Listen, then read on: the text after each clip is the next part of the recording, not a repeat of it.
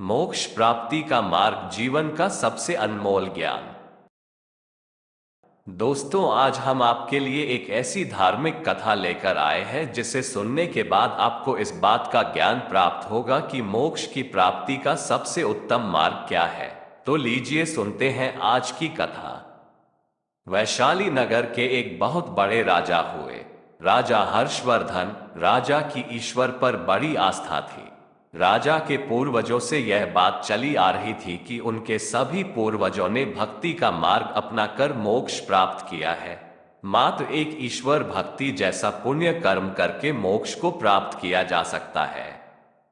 किंतु राजा ने अपने जीवन काल में ऐसे कई दृश्य देखे थे जिस वजह से राजा के लिए इन तर्क रहित बातों पर यह विश्वास कर पाना मुश्किल था कि मात्र भक्ति से मोक्ष प्राप्ति हो सकती है।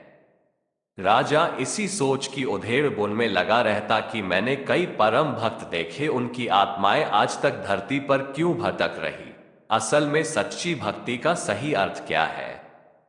एक बहुत बड़े संत दुनिया भर का भ्रमण करते हुए वैशाली नगर पहुंचे। राजा तक जब ये बात पहुंची कि एक संत जो कि बहुत बड़े ज्ञानी महात्मा पुरुष है, वेदों का अच्छा ज्ञान है, उनका वैशाली नगर में आगमन हुआ है। राजा तुरंत संत को अपने महल में लाया, खूब सेवा की।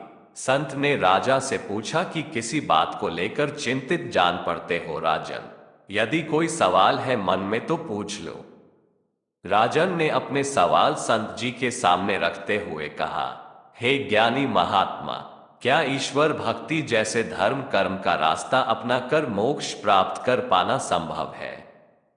ज्ञानी संत ने उत्तर दिया, हे राजन, अगर हम सीधे तौर पर आपके प्रश्न का उत्तर दें तो आप उस उत्तर से काचित संतुष्टि प्राप्त नहीं कर पाओगे।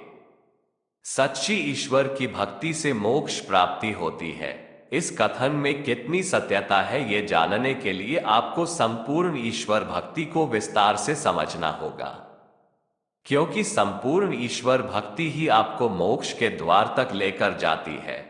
और संपूर्ण ईश्वर भक्ति का आधार है पुण्य कर्म। जितना अधिक आप जीवन में पुण्य कर्म करोगे, आपके मोक्ष प्राप्ति का मार्ग उतना ही आसान होता चला जाएगा।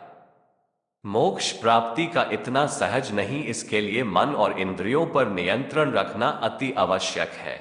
मोक्ष प्राप्ति का पहला नियम यही है, अपने लोभ, मोह, वासना, घृणा, ईर्ष्या, क्रोध जैसे सभी विकारों पर विजय प्राप्त करना, ताकि धर्म कर्म के मार्ग पर यह आपके लिए बाधा उत्पन्न न करे। हे राजन, हर धर्म कर्म हो सकता है, किंतु हर कर्म धर्म नहीं हो सकता। पुण्य कर्म करते समय तुम्हें धर्म कर्म दोनों को साथ लेकर चलना होगा। तुम्हारे द्वारा किए जाने वाली किसी भी प्रकार की क्रियाओं से किसी भी मनुष्य एवं जीव जंतुओं को हानि ना पहुंचे। राजन ने सवाल किया कि पुण्य कर्म क्या होते हैं? संत ने उत्तर दिया, जब इंसान अपने किसी भी स्वार्थ की वजह से किसी की मदद करता है तो यह एक साधारण कर्म है। जब मनुष्य निस्वार्थ भाव से अपने या अपनों के लिए, जैसे कोई भी जान पहचान वाले के लिए सेवा मदद करता है तो वह कर्म एक सद्कर्म कहलाता है।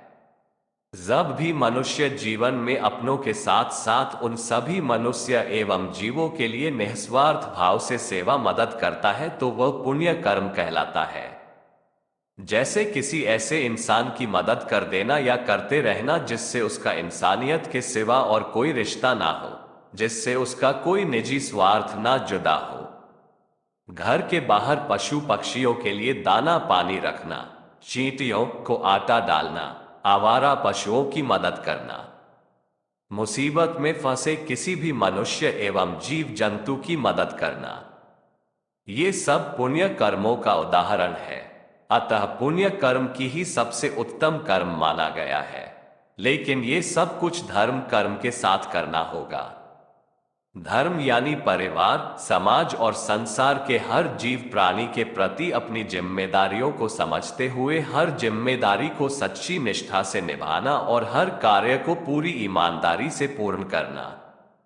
बिना धर्म के पुण्य कर्म अधूरा है और बिना पुण्य कर्म के ईश्वर भक्ति कभी संपूर्ण नहीं हो सकती। अब रही बात ईश्वर भक्ति की, तो सच्ची भक्ति में बहुत शक्ति होती है, बड़े बड़े काज सफल हो जाते हैं, जीवन की मुश्किलों से उबरा जा सकता है। पूरी श्रद्धा भाव से ईश्वर की पूजा करना, कीर्तन भजन करना, माला जपना, हवन करना, धर्म यात्रा करना, सत्संग करवाना या सुनना, ये सब बहुत ही अच्छे कर्म माने गए हैं।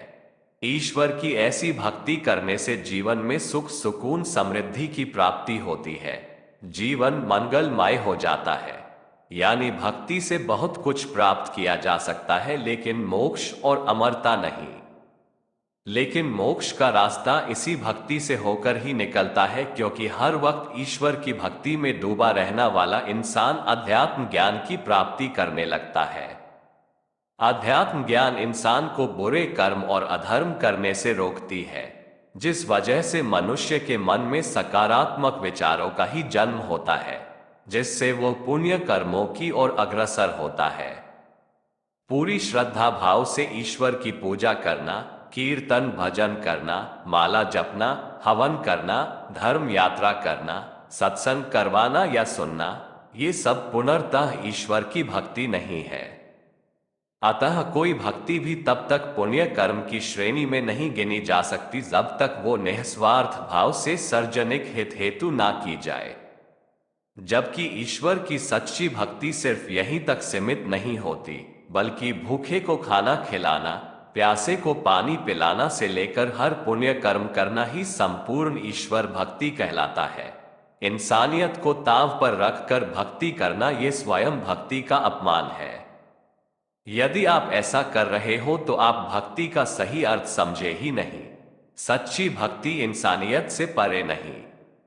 यदि आपके अंदर निस्वार्थ सेवा के भाव तक नहीं, तो आप अब तक सच्ची भक्ति के ज्ञान अपरिचित है और कोसों दूर है।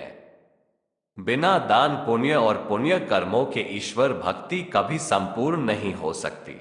सोचकर देखो, कोई भूखा प्यासा आपके द्वार से वापस लौट जाए, या फिर मंदिर की सीढ़ियों पर बैठे भूखे गरीब लोग आपकी ओर देखते रहे और आप उन्हें नजरअंदाज करके मंदिर में ईश्वर को भोग लगते फिरे, तो क्या फायदा ऐसे धर्म कर्म का, ऐसी भक्ति का? सब व्यर्थ है। यानी धर्म की संपूर्णता पुण्य कर्मों के बिना अधूरी है। जीवन दो कर्म से मिलकर बनती है संपूर्णता, सद्कर्म और पुण्य कर्म। जब तक आप जीवन में कोई भी अच्छा कर्म स्वयं के लिए कर रहे, अपने सगे संबंधियों के लिए कर रहे, जैसे पारिवारिक जिम्मेदारियों को ईमानदारी से निभाना, तो ये सद्कर्म है, ईश्वर की भक्ति करना इत्यादि। वहीं अगर आप समाज के प्रति जिम्मेदारियों को ईमानदारी से निभा रहे हो, निस्वार्थ भाव से किसी भी मदद कर रहे हो, पशु पक्षियों की सेवा व दया भाव प्रेम रखते हो, दान पुण्य करते हो, तो ये पुण्य कर्मों की श्रेणी में गिने गए हैं। सच कहें तो ये सब भी ईश्वर की भक्ति करने के समान ही है। राजा को संत की सारी बात अब समझ आ चुकी थी। उसी दिन से राजा पुण्य कर्म कमाने के लिए धर्म कर्म में जुट गया, यानी संपूर्ण ईश्वर भक्ति करने लगा। गरीबों और आशाओं पर दया करने लगा, साथ ही जीवों पर भी दया करने लगा। तो दोस्तों, उम्मीद करता हूं आपको इस वीडियो में आप मोक्ष प्राप्ति का मार्ग में ये समझ गए होंगे कि मोक्ष कैसे प्राप्त किया जाता है। इस वीडियो मोक्ष प्राप्ति का मार्ग को अधिक से अधिक लोगों में शेयर करें, ताकि उनके मन से मोक्ष के प्रति जो गलत फहमियां हैं वो दूर हो सके और सही मार्ग अपना कर मोक्ष प्राप्ति कर सके। दोस्तों, हम सिर्फ आपसे इतना चाहते हैं कि आप प्लीज हमारे इस चैनल को सब्सक्राइब कर दें और बेल आइकन को भी जरूर दबा दें, जिससे हमारी वीडियो आप तक जल्द से जल्द पहुंच सके। ऐसी ही वीडियो देखने के लिए आप प्लीज हमारे इस चैनल को सब्सक्राइब करें और बेल आइकन को जरूर दबा दें।